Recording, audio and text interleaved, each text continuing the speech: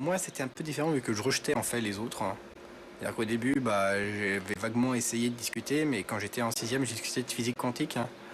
Et j'ai pas trouvé beaucoup de monde avec qui en parler, donc c'était un peu compliqué. J'ai pas de souvenir de gens qui aimaient autant que moi lire les comics et avec qui je pouvais en parler, voilà, avec une vraie passion, comme un geek. Tu te souviens, la page 27, quand Colossus lance Serval, ouah, c'est génial. Et puis là, il a l'air super horrifiant. Et les dessins de John Byrne, ils sont mortels. Et j'étais un peu seul.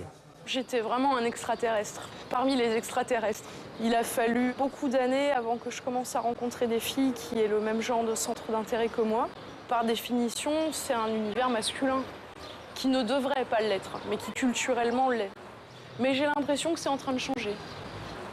It would be one thing circa 1984-85 to tell a chick, like, I love Ghost Rider, you know, and they're like, what is it? And I'm like, it's a dude on a motorcycle who his head turns into a flaming skull and he rides as the spirit of vengeance. And, you know, and you'd never get a hand job. Moi, si je dois draguer une nana, je vais pas lui dire que j'ai passé 2 ans et demi sur World of Warcraft, sinon je sais que c'est mort. Ça y a pas photo, mec, c'est clair. Moi, par exemple, j'ai beaucoup de copines, mais elles sont en JPEG ou en PNG, ou même en AVI. Quand on rencontre les filles, en général, on arrête les comics. Ou en CD. Nous, on a réussi, enfin, je parle pour moi, à, comment on dit, à négocier ce virage difficile dans la vie d'un geek, c'est-à-dire ne plus être puceau et continuer à aimer Spider-Man. Ah bon, on et est plus les Quatre puceau. Fantastiques. Mais rassure-toi, il paraît qu'au bout d'un moment, ça revient, donc peut-être l'es-tu à nouveau. Merci. Le geek ou le nerd ont encore l'image du puceau, du mec à boutons, qui sait pas se débrouiller avec les nanas. Ben, à la base, hein, c'était quand même les nerds. Et à la base, les nerds étaient des gens rejetés, des gens timides, des gens pas aisés, donc pour qui c'était pas facile la sexualité, pour qui c'était tabou.